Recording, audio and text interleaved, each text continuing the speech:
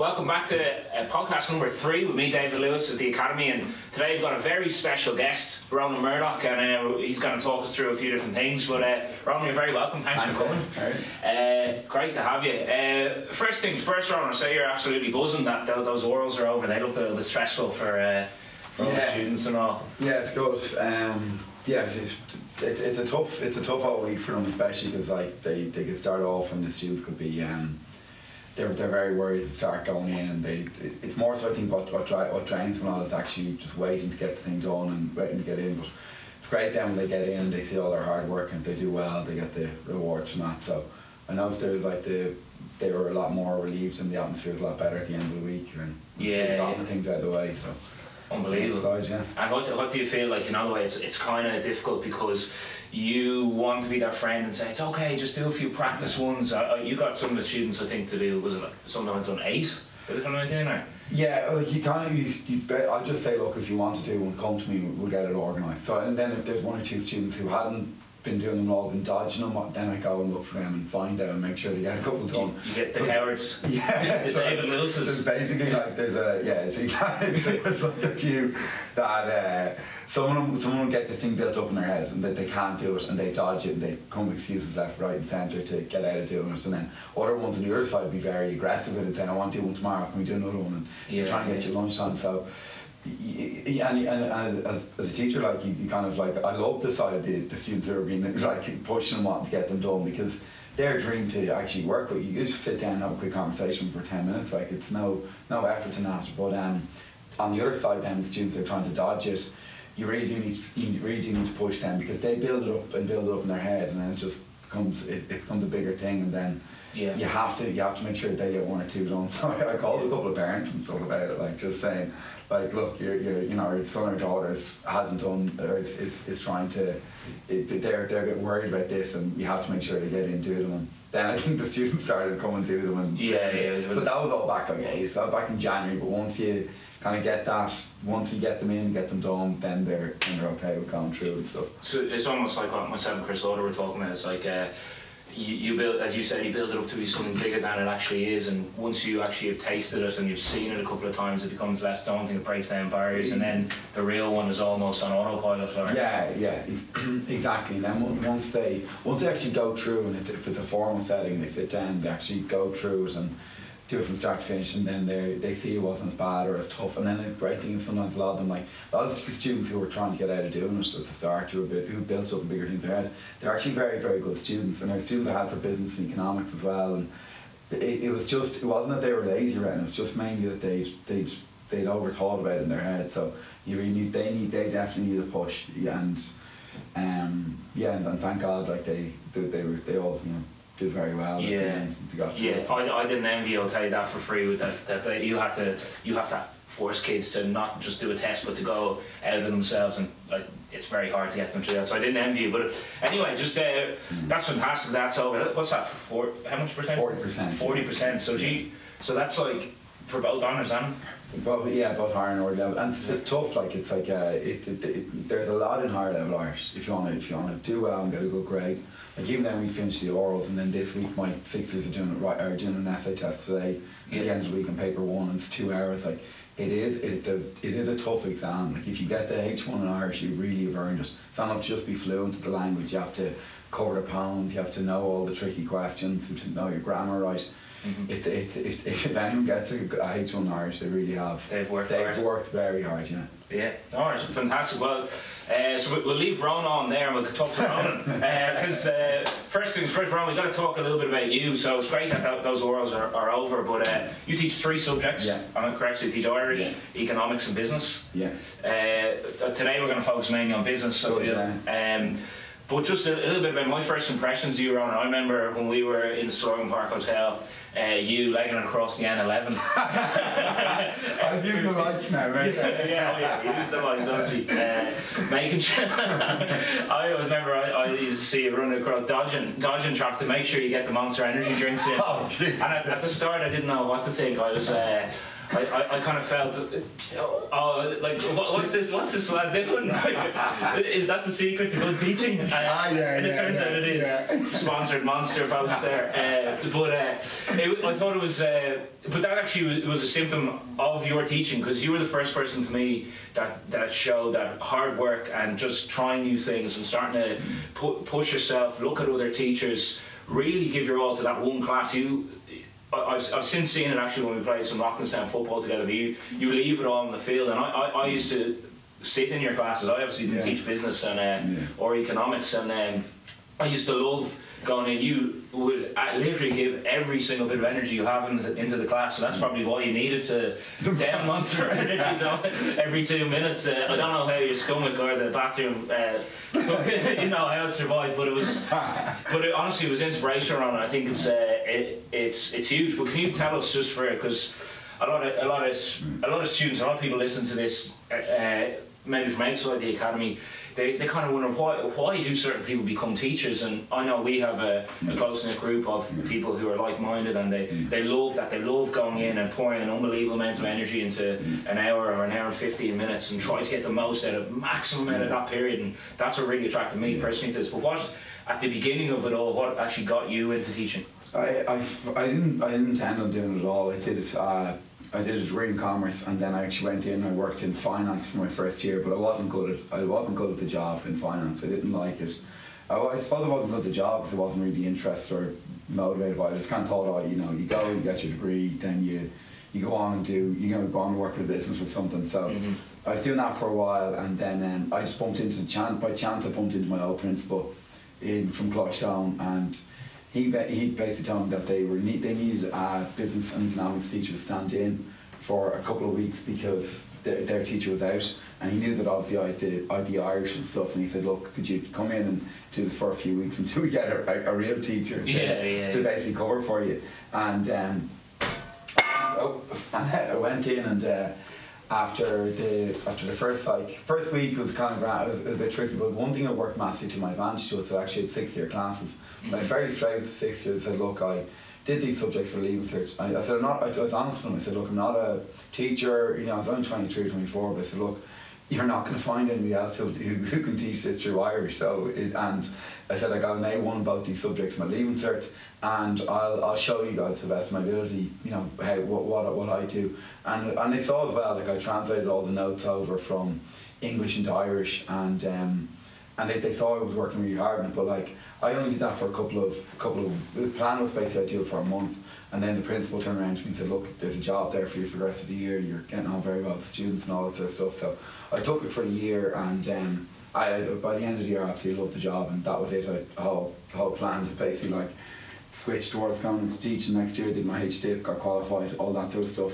It was complete, just complete. No intention in college. Never even crossed my mind. It was just shop name like in Blackrock there, Marks and Spencer's. I just bumped into the principal, and that was what? Marks and Spencer's, no problem. Go on. Nothing strange, mate. Only the best. But go on. That was basically it. Yeah, unbelievable. Yes, similar enough to me. But it's crazy the way when I was talking to Kaiser and then talking to yourself and talking to a few other teachers just outside the podcast, how teachers who end up actually eventually loving it have gone into it in an unconventional method, like an unconventional route that hasn't been in their mind to do it. I remember it crossed my mind when I was in 5th year, when I looked out the window and I saw there was class going on but a teacher wasn't in class, and I was thinking, wow, what a lovely job, what an easy way to. And then I was kind of lazy and it didn't cross my mind until I actually then saw the McGoverns and Chris Lauder, what they'd set up, and the difference in the style of teaching, that really appealed to me, the performing that appeals to me a lot with the grinds as well, like or even with here at the day school and grinds. I love the way it's very, there's no like 50-50. It's not like you can kind of really ever go in and have like a half a class, you teach for 20 minutes and then they kind of just do whatever for 20, they do a bit of work for 20 minutes in the class. It's really just you're going in and you blast it out for an hour and 15. It's much more straightforward, because if you're working hard, you don't even know if you're working hard, or if you're half working, then you're watching the clock, the thing drags out, and that was even just the difference I found when I was working in the business in town. before I went into teaching. I remember looking at my clock all the time, dragging out the days. I'm like, I've never even missed a day here teaching. I remember I called in about 6 or 7 times when I was working that place in town. Yeah, I just didn't. I just couldn't. It wasn't even that. I was basically, you know, if you're half sick or a bit tired, I was like, I can't go into that job. I can't, and I just wouldn't. I just didn't go in like so. It's just funny the way things work. If you've got something you love, and you don't really notice then that you're working hard or that there's a lot of errors and stuff. Yeah, fantastic.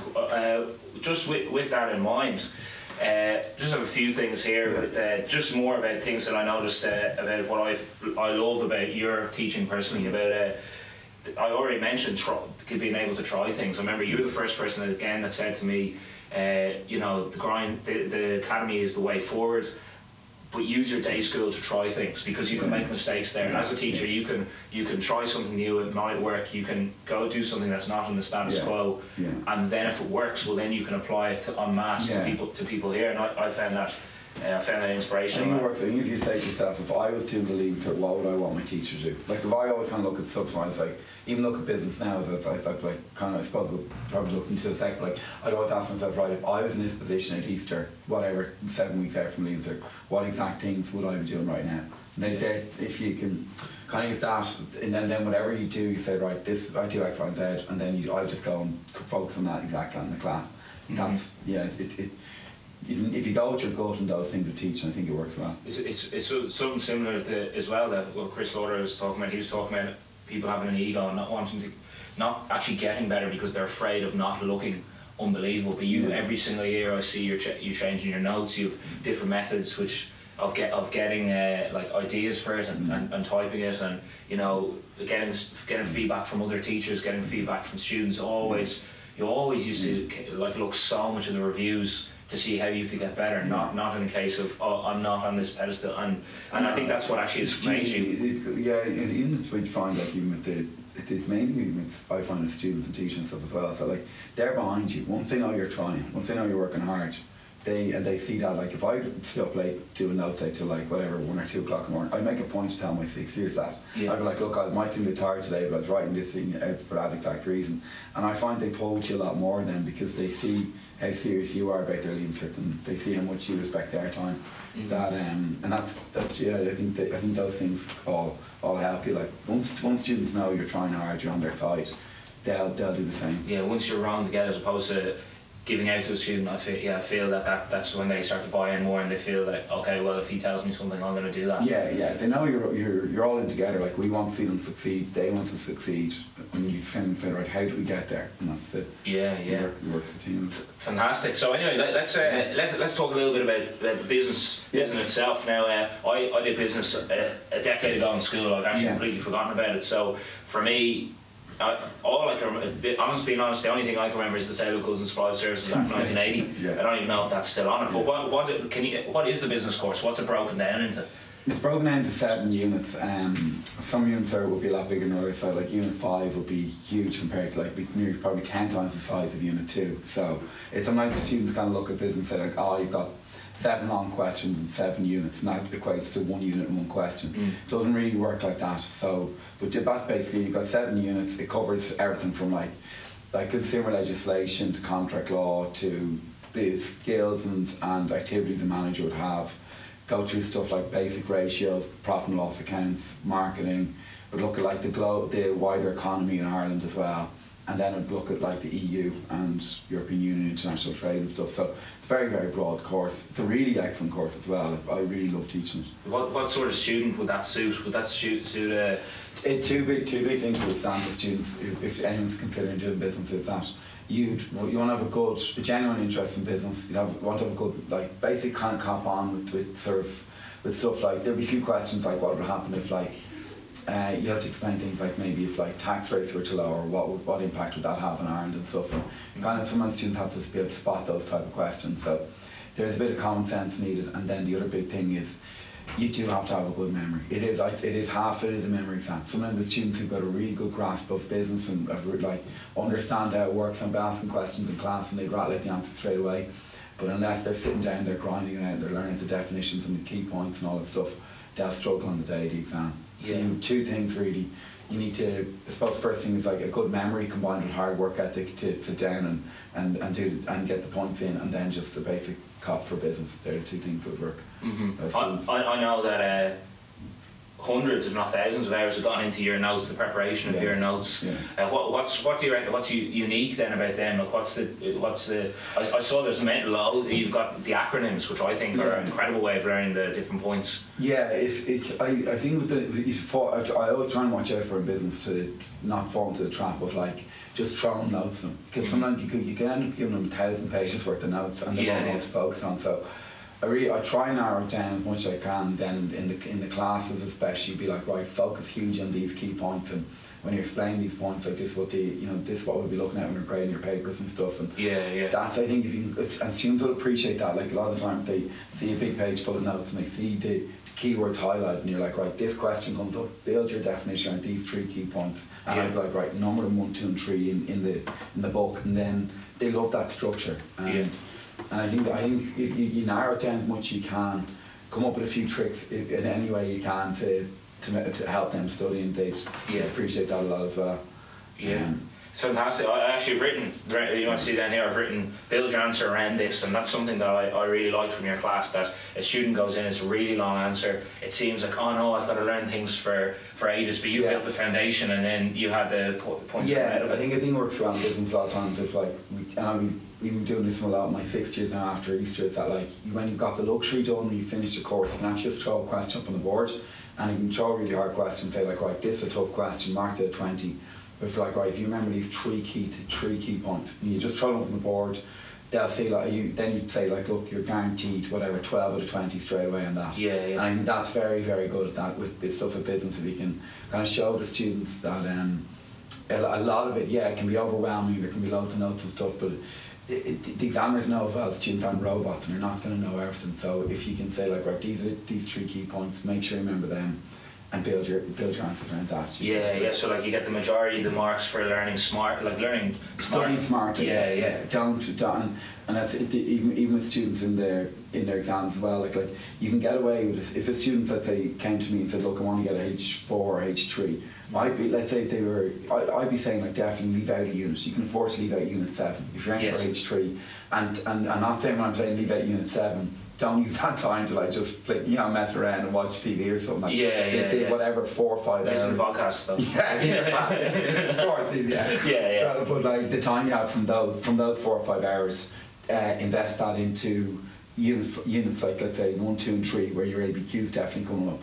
And like the students will know if they're like even looking at business. I'm sure they've heard all in school already, but like your first 3 units, 1, 2 and 3, your ABQ will be on that.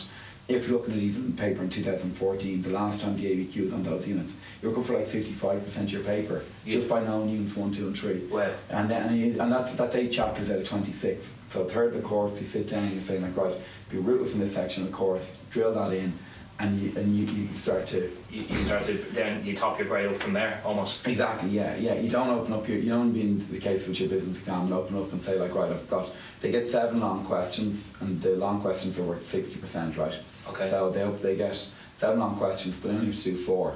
Okay. And it's a nice choice. Yeah, exactly. And but you don't want to be looking at your long questions going, okay, I could get like 60% in all 7 long questions. That's that's be a waste. Exactly. Yes. You want to be able to say like, sometimes like, take a bit of a gamble if you want to leave out unit 7 and invest the time into units 1, 2 and 3 and get your grades up in other parts of the paper. So if all just boil back down to that studying smarter stuff. It's 100% exam based, is it? You don't have to start like a strawberry business or something like that. No project. No. So it's 100% on the day. And how do you find students cope with that? Because I know in biology some students love it and some students don't. The exam day in business is tough. It's I'd always want to stress the students have a really strong study plan. I suppose is there a way of us including a study plan with this thing? It's funny you say that, Ronan. It's like I almost told you to say that, because what I have printed out here, my friend Ronan, is the exam day advice by that's the Irish teacher Ronan, but I think it was by Ronan, wasn't it? How did you find that? How did I find that? I don't know. How did I find it? So this is your exam day advice. So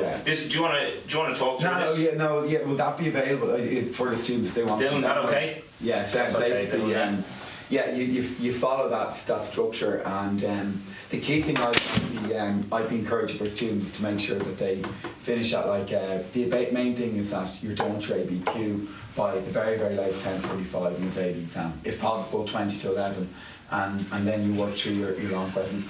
I have a bit of a different approach to doing it maybe to what students have in school, but I find it works best for me, but other teachers' plans might be a little bit different. But I'd always say I drill my students a lot on the long questions, and I'd show them how to, we'd work a lot on cutting out any unnecessary stuff they don't need. So that way they get the long questions done in 25 minutes. And that's why it might look a bit tighter on time. The main reason for that is just save a bit more time in the ABQ, which is quite tricky, but that's what I go advise doing the Leaving Cert, and that's what all my students across the board, they're all doing that. If students have been working off different little plans during the year, that's absolutely fine. But just make sure you've got a proper time management plan. Yeah, I'm seeing this here, like just for me, from a student who, you know, probably would, unless it was given to me, go in on the day and go, just write stuff. Yeah. Like it says here, just for people who haven't seen this here, so it's like you got 9, you're telling them exactly what to do at what time, so 9 to 9:35, 9:35 to 10:05, the short questions. We got the ABQ for 40 minutes, and that's absolutely fantastic with the notes on it and telling them what to do. So it's literally a step-by-step guide of how to efficiently do the exam. And I can't stress this thing enough, even for students on the day of the exam. And I used to actually like go in when I was in teaching them, I was in Gloucester, and I'd go in the day and I'd be actually reminding students, I'd be like, don't write anything for the first 5 minutes. And if I'd tell them I'd be looking through windows at them to make sure. Yeah. But it's literally like that, because what happens on the daily exam is students are going in, they're pumped and they're lashing their monsters. Every time I say monster, I get €5. Yeah, €5. Yeah. So they're lashing their monsters, and but they open up the paper and they're writing like a maniac. And I always say to them, look around the day of the exam. The really good students in your year won't be writing anything for the first 5 minutes. They'll be calm. They'll know the plan. They'll be setting their plan. And what you do, because there's so many key words, like what you do with them there is you look out for all the key words, like illustrate, discuss, distinguish, evaluate, and you know the plan for each of them. And you highlight them, draw arrows into them, and then even basic stuff like if they ask you like questions on the ratios and accountings, you write the formulas down beside them straight away. And those first 5 minutes, you just basically set yourself up, and you'll be writing like, okay, I'm finished the ABQ by 10:45, and you actually get them to write it on the paper itself, and that thing is a really good exercise. Like I'll be doing with my 6th years now after Easter, I'll actually be giving them a paper, and we'd actually be setting a timer for 5 minutes, and they'll actually be practicing what to do in those first 5 minutes. Wow, And we do that 4 or 5 times. I'm going to do it like 4 or 5 times in a class with them, and then I'd be like, right, what keywords do we miss? What you know, and when the more they do that, you kind of train them through the year. You kind of show them how to what. There's like it's a good 10 or 12 fairly tricky questions that if you're not really looking out for it in the day, you could write about the completely wrong thing. You just won't get any marks for it. So you can't say like every year you might see 1 or 2 of them pop up, and you'd want to teach your students how to spot those things. Like last year in the paper, the question was, outline the benefit. Anyone who's doing business would get this. If someone's not doing business, they wouldn't really know what I'm talking here. But like, it'd be like the question was, there's two in business. You study franchises, but you study franchises as a method for business to expand. Like this school, if we wanted to sell a franchise to a grind school down in Cork, right? That's and then the other option would be. So the first question would be you can be asked to be like, outline the benefits of franchising as a method of business expansion from our school's point of view. But a very common question in Leaving Cert is also, what are the benefits of franchising from the franchisee's point of view? So imagine if I sold you a franchise, what are the benefits for me is one question, and the other question, completely different, is what are the benefits for you? And the most common one they ask in Leaving Cert is, what are the benefits for you, the franchisee? But of course, last year in the Leaving Cert, franchisor, and tons of students just got 0 out of 20. And that's 5%. And they literally just saw franchising, like, I know that, and they rattled it down. And there's none of this exams going on. You know, poor student 0-284p. They're not. And there's none of this like, oh, we'll give them some. You know, it's just 0 out of 20. So So the plan is so crucial. And that it's really cruel to students because like even I had mate, it's a dog eat dog world. they need to know. But like I need to know. I had like one. You know, I do free courses, and I had one student come up to me afterwards and. She was repeating the Leaving Cert. So I basically just came up after, and we were doing a free course back in August, and she said, oh look, I'm repeating blah blah blah. And she was like, I got like 89% in my business exams. I go, what happened to you? Because she basically said she looked over the franchising question, she got 0 out of 20 on it. And that's 5%. Yeah. And like that's a student who worked really hard all year and just a simple mistake. Yeah. So it happened, I suppose. Yeah, well, I think that's fantastic, and even just the idea, I'm going to try and incorporate that into with my students and my students, practicing the 5 minutes.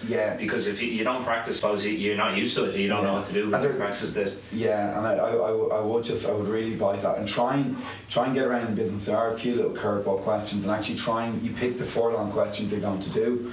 And then just try and go through each one. When you're not under time pressure and you're reading questions, your brain is thinking much more clearly. Do you get me? But it's halfway through the exam and you're like, alright, I'm behind on time. And then they look down, they start writing like mad. That's when the mistakes happen. So you try and eliminate that as much as you can. So something that I took from yourself, and I actually took from Brian McGovern as well, which I saw literally let students' eyes light up in a classroom, is the use of relevant examples. So when you were talking about business, you would talk about something that they could relate to, or maybe something about you, which then also would allow them to connect more with it and remember it better. And Brian used to do that with his math sums as well. Like he did a math sum about, like I think the original sum was something about something crossing a river. He changed it into Johnny Sexton scoring in the Heineken final, and it's just a small thing like that. But I definitely noticed that in your business. Do you think that could be an advice for students remembering stuff too? Yeah, definitely. I think because you mentioned the franchisee. Stuff like that. And that's just something naturally. Like it's the only way I actually would really know how to teach things. If I'm trying to explain in my head, I think it's much easier if you just use that. And that's the advantage. You get away with that a bit in business and economics. Yeah. You couldn't really do it obviously in other subjects as much, but I find those things, like especially like if you're doing delegation, like there's one of the topics there, like in the course, and always imagine like, right, if you're the manager, or the benefits to you if you delegate work to your employees, and imagine you own your own business and blah blah, you do that, and that always clicks a lot quicker with me, and I think with students when they apply to real life examples. It definitely works. Yeah. So what I've gotten from the actual doing the exam, well, first of all we were talking about studying smart. Thinking about the exam, if I was a student now, we have the 5 minutes at the start. The actual overall game plan is hugely crucial. The studying smart for your ABQ, you said that building on the 55%, and then making sure you can do 4 out of 7 really well, as opposed to doing 7 out of 7 quite well, because that doesn't get you the marks. And just on that as well, if I was doing, I would look out a lot for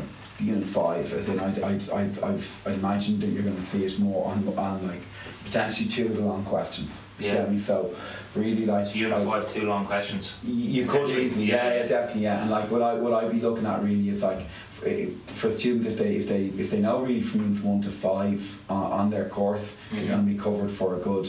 Probably if you're looking back over past papers, roughly about 90% of the paper. The only place they're a bit short on is the short questions. You can afford to, like if you're let's imagine your mocks didn't go well, right? And you're like, right, didn't do well in mocks, I got much lower grade than I wanted to get.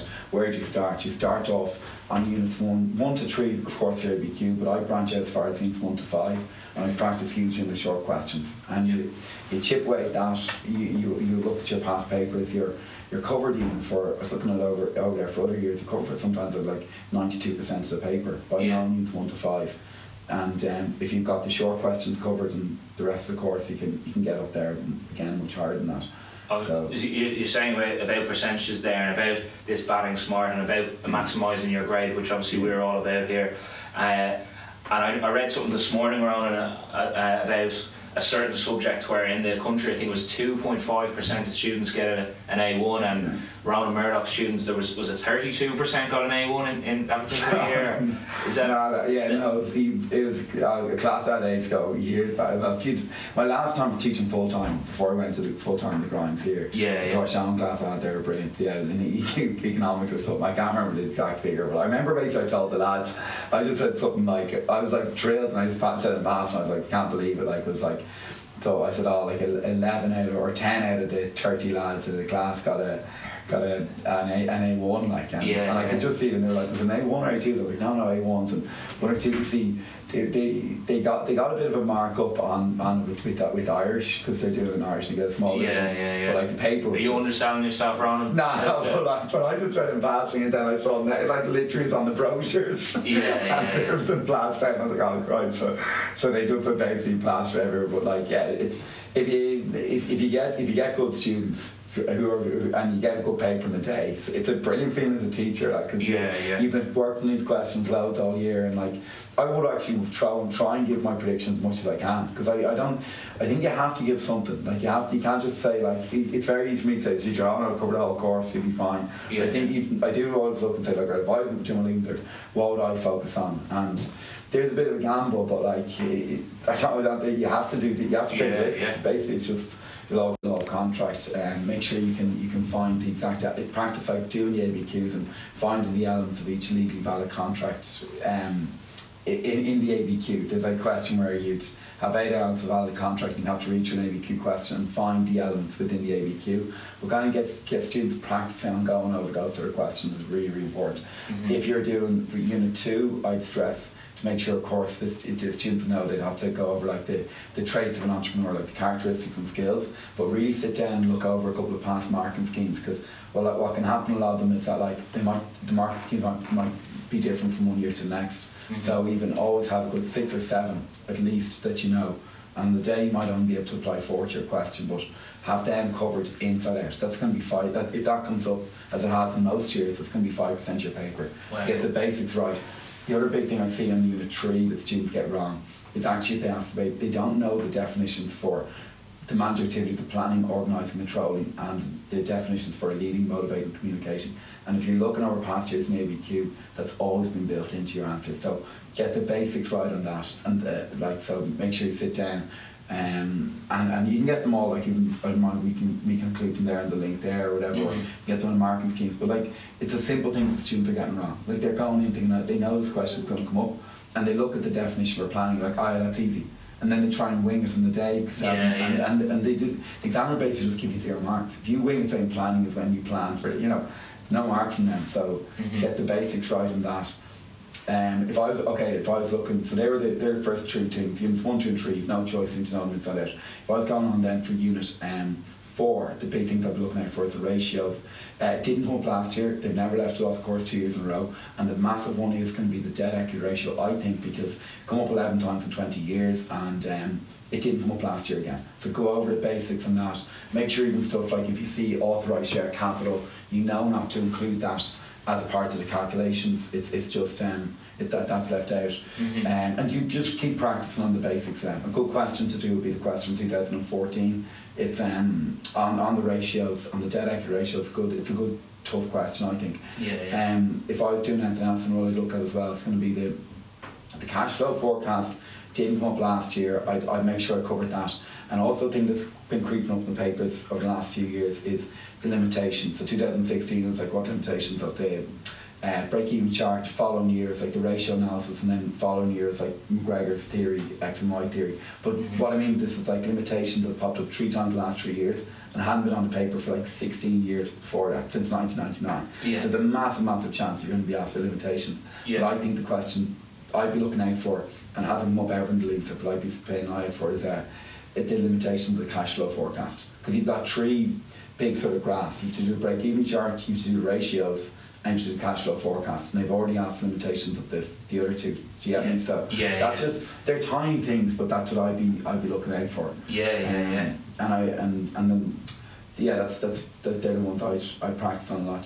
Just as you were speaking there, I thought it was it's interesting to think that business, maybe just this off the top of my head, is the only subject that I can think about that if you make a small mistake it costs you so much. It's like in biology, you're on to the next question pretty much straight out. They're short answer questions, and then you're answering another question. Whereas business, you're writing an entire thing. English, I suppose they can give you marks for like the actual writing around it, and even maths, the partial credit scheme is incredible. So Jesus, so it's huge. It can be, yeah. I think that's why, like, at the end of the year, my numbers don't shoot up for business. And the lads are always saying, like, oh, it's because, like, great word of mouth spread. And actually, genuinely isn't. It's just students will do their mocks. Yeah. They'd see how hard the exam is, and then they kind of pile in. Yeah. So they come to the realisation that the kind of knowing certain, slightly sort of knowing, even like you're saying, their planning is planning. You know, that doesn't cut it on the day of the exam. Exactly, yeah, and that's what they just have to. That's what they have to be very prepared about. So, like,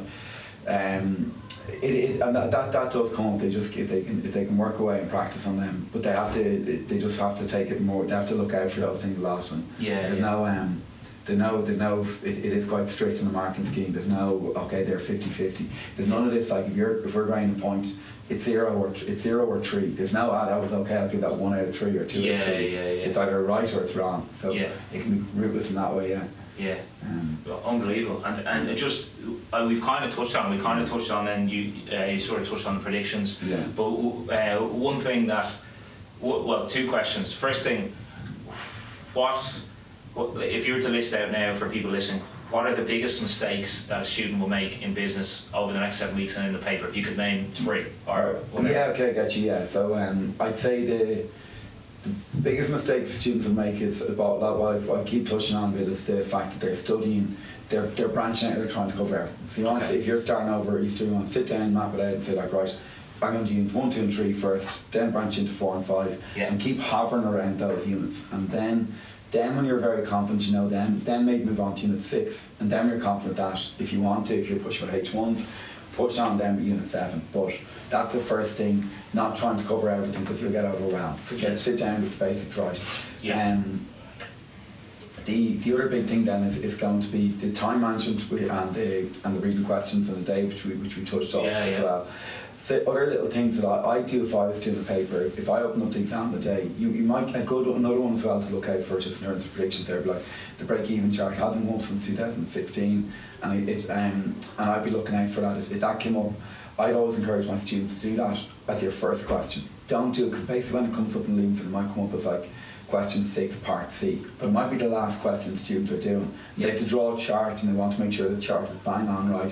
They tend to do that and they have a lot of pressure on themselves. So I'd always say to students, like, do the break-even, if you're going to do it, do the break-even chart first, once you've done your ABQ. That way, if something goes wrong, you make a bit of a mistake, no big deal, you can move on to another question. So I'd encourage those, they're little things I've seen students get wrong. Same thing even, I suppose, with any of the accounting, if they ask you any ratios, do that question maybe first. Even if it's part A, B and C, do part C first. And then if you draw a blank, you're like, right, I can move on to a different question.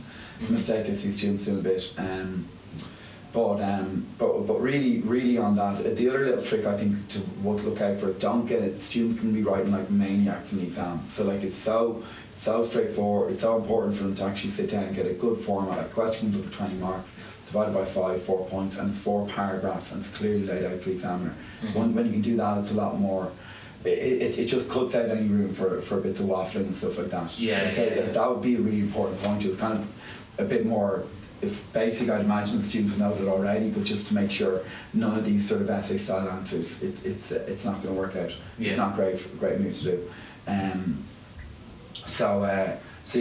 the ones, and the big one as well is students would sometimes spend too much time giving examples. So you have to remember as well, if sometimes the example comes up, might only be worth 1 mark out of 400.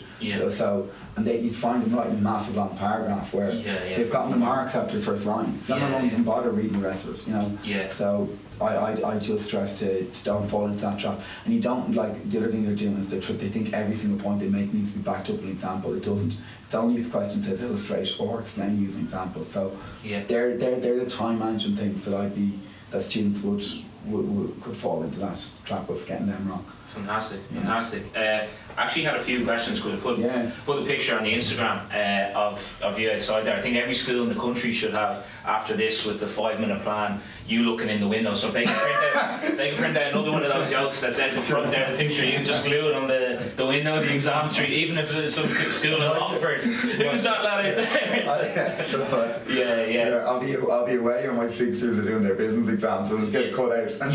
Man, I'll sort that out for you. That's not a problem. You're away, mate. That's nice. I want to ask you about that, but there's a few questions from Instagram here. One of them, I won't mention people's names here, but One of them was talking about, just going into it was a very long question. There's some query or confusion around something to do with the marketing scheme and discuss. The word discuss, is it? Yeah. Basically, if you see in general what they're doing with the business is it's very important. So moving away from headings on the paper. So try and if the question's up under, try and avoid these special like one-word headings. Okay, so. So really, if you're ever given a title, you want to really build them into statements going forward. Mm-hmm. So if you're ever making a point, like to what they're looking for, if you see the word discuss, paragraphs only. That's all I'd say. So no headings on it, and you write your answer in paragraph form. So you make a statement and then you develop on that statement, and you do that. Discuss question, I'd say for 20 marks, divided by 5, 4 points. You make your statement, you develop on it. You do that 4 times, and that's what I'd be looking out for. So to go over, and it is a bit confusing on students because the old way the mark scheme would have worked would have been like you state your point, you develop it, and then you give an example. Mm-hmm. They're moving away from headings. Okay, so what you want to do is build your answer in paragraph form. Mm-hmm. Okay, yeah. So if you see discuss, paragraphs only, no headings. Perfect. Yeah. We'll just there's actually a good few, but we won't do them all. Some of them are inappropriate, but listen. So there's another one here. It's actually to do with Irish. I just thought it said it says. Oh no, it says prediction. Now I don't know what this means. So you're gonna have to explain what this is. something to do with Ashta. Essays, alright. Essays. I can tell you what it is. Our topics to focus on. Right, the basics with the Irish, the essays is. And this is a thing that like it's very hard in Irish. 600-word essay, and you have to be able to rattle that out. It's tough. What I'd be doing to start is like if you're looking at what to cover, starting off first off, make sure you've got like a broad opening and a broad closing. Okay, so that can be used if you're in trouble. So imagine you open up the exam before you go in even with any predictions. You want to make sure that you going in these there's no disasters, right? Yeah. So you sit down and you're like, right, broad opening, broad closing, and that's what I've been doing at Easter, and that's what we're going to work on nearly for a full class. We'll go through like this on the essays. You give them broad opening, broad closing. Don't go into your leaving cert without knowing that, and then that gives students a great bit of peace of mind because they're like, right, no matter what, there's none of this panicking the night before. What if my favourite essay doesn't come up? Like, right, I know what to do. I've got a plan B. So you've got your broad opening, broad closing.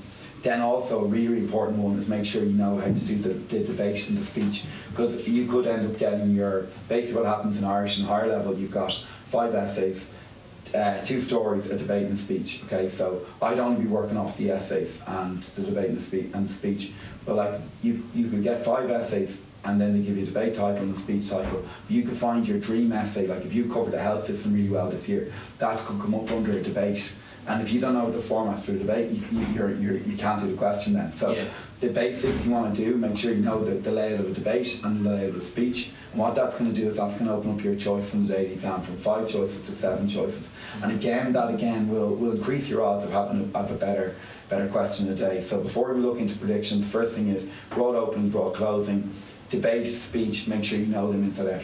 And one thing I would stress, well, if you're going to do the broad opening, broad closing, try and make sure the spelling and the grammar is accurate and stuff like that, because the examiners know there's something you've prepared in advance, so you don't have any mistakes really in that part of the paper. And then I suppose looking on to the predictions. The ones that are floating around, even if you're talking, like I have loads of the grinds, and they'd always be, they'd always be just talking while you're working on class and all that sort of stuff. But the 3 ones I find that the students are looking at a lot, it will be first would be just a broad one on the life of a teenager, and that could be stuff like alcohol and drug abuse. It could be our education system, the points race, and stuff like mobile phones and the internet and social media and stuff. So, and that, I think that's a good move. If students are doing that, and if you're looking at that essay, you're on the right track. Keep going down there. And then the other essay. That's in high conflict with my teenage years. Alcohol and drug abuse, it'd be more Game Boys and Pokemon. What was the second one? So alcohol and drug abuse, and that hasn't gone up since 2015. Okay, And alcohol and drugs, and there's a little angle actually, I'll go into that in a second when I'm doing my classes, but yeah, you've got alcohol and drugs, you've got the education system, and then you've got the mobile phones and all that sort of stuff. Yeah, now they can be linked in a bit as well. You can't do it too much because the exam will spot it too. But like you can say that like a lot of this, like you could ask like, if you're talking about alcohol drugs, why is this happening? And like a lot of it will be stress. You could say stress will leave cert. So see the stress will point right. So it can be intertwined with the essays. And that's one thing you could do. And they do. You do have to remember the essays. They do give you a lot of broad titles. Like it could be like the culture of young people, and then you could talk about the points culture, alcohol and drugs culture. It's culture for young people to spend all their time online. So, you know, if you've got those three covered well, if you're looking over past papers, you're covered pretty much. Yeah, look, I can do that one. I can do that one. They wouldn't ask you something specific like something random like the policing system in Cambodia or something. Nothing just like that. That's great. And sorry, before we go off the other one then, so the three that I'm going through a lot in my class will be the life of a teenager, then the health system, okay? Yeah. But try and have angles like the health system is one that's again being pushed out hugely. So if you're covering a health system essay, don't be like a lot of students are kind of like looking at like health system and especially with young people and all that stuff, like good ones you can use, kind of like we've worked a lot on stuff like mental health, even eating disorders and all that sort of stuff. But like I'd be trying to make sure you've got a broad approach, and like as in like you can talk about the nurses' strikes a bit if you have to. You can talk about the elderly in the health system, how they're not looked after, and the public and private healthcare system. And then big things so I'd be trying to do is make sure you've got solutions and also just in case strengths that their health system has. Because they could just throw out like what are the benefits and the strengths of our health system. And 90% of students will have only covered the sort of the weaknesses. I mean, so so if you're going to do what I'd say, if you're going to do these titles, you want to do them really, really well. Okay, so you can't sort of half do them. Pick a few, specialise in them. And a very last safe one to do is just we're kind of doing as our insurance. So it would really be just stuff on like problems in society. You go over like poverty, homelessness, all that sort of stuff. Yes. And then make sure you've got a few nice phrases to give out about the government, and then you've got your three essays there. That's what I'm looking on. Like the teenager, health system, and then as insurance, problems in our society. Fantastic. Ronan, we're not done. We're not done, man. Don't worry, mate. But one thing that like I just on that there is like, because I was just even thinking there like, geez, if I was a student, like now that you're going back in your head, you're kind of like, I basically just told students, just cover off 10 essays there, you know. You kind of want to be careful too, and like I don't want to be like lumping all this in students because they want to save their time as well and study. Like one thing I'd be doing, I'm working on with my classes and like doing them at Easter next week and stuff, but I'd be drilling through my classes. Like we're talking a lot about stuff like with prescription drugs, right? Mm-hmm. So like nowadays, like it happens a lot in colleges mainly, but like with the stuff of like students turning to prescription drugs to help them with their studying and stuff like that to get focused. But that can be blended into lots of different essays. That can be blended into an essay on alcohol and drugs, drug iritis, prescription drugs. You can talk about an essay on our health system. Then our health system needs to be aware of this problem amongst teenagers, and they're not doing it, they're not focusing on this problem. So another way you can use to discuss that, there must be more guidance given to young people in the health system about the dangers of these prescription drugs they're turning to. And then of course using it in your essay in the education system, if you're talking about the stress of Leaving Cert, you can put in a little bit about students having to turn to prescription drugs to get that and stuff. So and then even a broad essay in the life of a teenager, you can talk about like the challenges they have and the stress, and that's what a lot of them are turning to. So that's the one I'm working on a couple of my classes because it ticks all the three boxes. And I 100%. We just want to have you back on again talking about economics and Irish as well. Sorry. But it's okay. No, that's brilliant. I think the idea, just the whole thing about yourself as a teacher, that like to me, you've got so many things going on. It looks. But the whole key, if you're to take one thing away from this podcast, is plan and organisation. And that seems to, like, even say with your essays, you have a pool and you can take different bits from different to fit it in. And that's huge. And sometimes I think students find it, I definitely know with maths, say when they're sitting down to study, students find it hard to go and plan for themselves. So having that set out for you is fantastic. There was a couple more questions. One of them, one of them said favourite Cooler player. And you can't say yourself. No, so just tell us there. Who's favourite Cooler? That's a really tough question. You got to know now. I got to come up with someone like this. Who played the most monster? Who watched? No, let me think there. I'd say I'd probably The first name that clicked in my head straight away is Luke Keaton, so I'd have to go. Yeah. Top player. Do you know him more? He's tough. Like you, mate. Body on the line in the classroom, but he's on the field. And there's a few. I love John. Actually, I love the players who are tough and skillful, and the forwards. You know, the forwards who can like basically lash points over the bar, something like I couldn't do in a million years. So they're the type of players like that. You were bringing a bit of rugby in the last time you were playing, isn't that correct? You're doing 3 different subjects, playing 3 different sports in one now as well. Yeah, Luke Keaton and Colsey, they'd be I think Dylan knows. Conor O'Brien. A tough former Johnstown crew member. Still Johnstown crew member? Yeah. Oh, sorry. You can. That's great. That's fantastic. And the other thing is, so like, you have next week. You have, like, we'll just go back to business. You have 5 days. You're covering business. I know students pack in for your classes because obviously of the plan, and because you have cut down stuff, and because you're offering stuff that other people can't. What are you covering? It's business next week, isn't it? Yeah, I think the first week is full, basically, or nearly pretty much full, and then the business all mad at Easter, especially because it's so late this year. Yes. So I know they're trying to concentrate, basically moving into bigger classrooms and stuff like that. But actually, it's weird. You look forward to those classes because it's mad. Like, you've got massive rooms, but like they're all focused like there and there. And it's great because you get it like that's.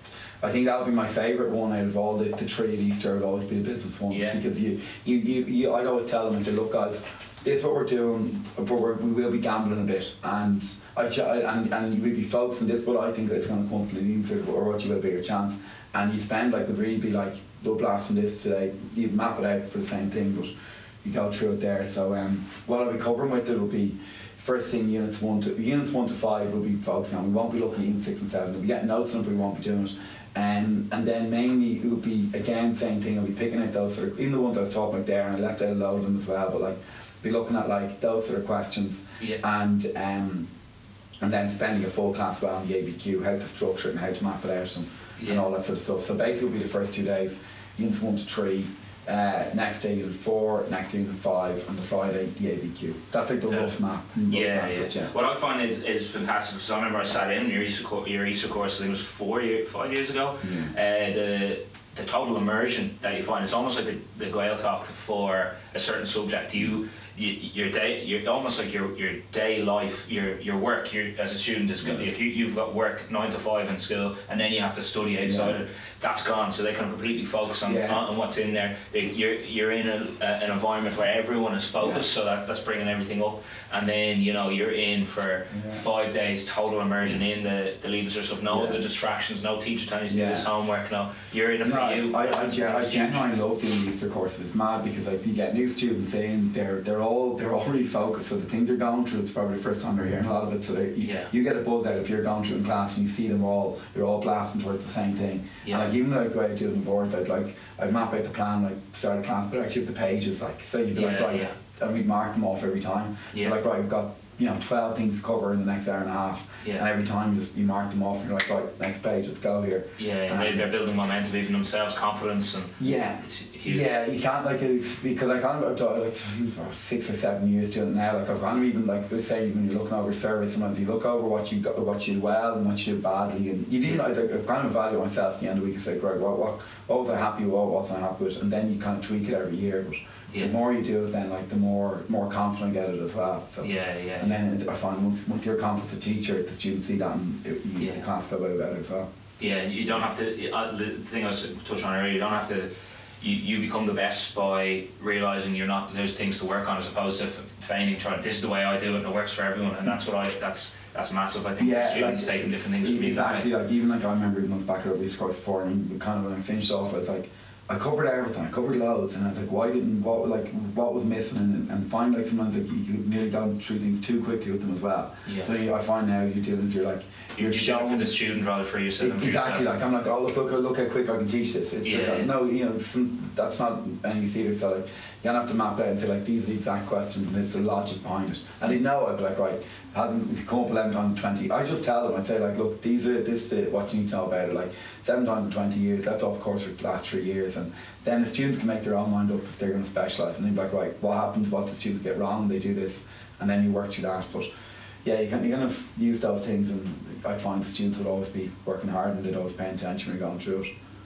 Fantastic, fantastic. Well, I think that's it. I think anything else you want to say? Any shout-outs? Shout-outs to Tom. Shout out to Tom, Daisy and Bruno, Brilliant, so, brilliant. And just what's the discount code on the Christmas trees for everyone listening?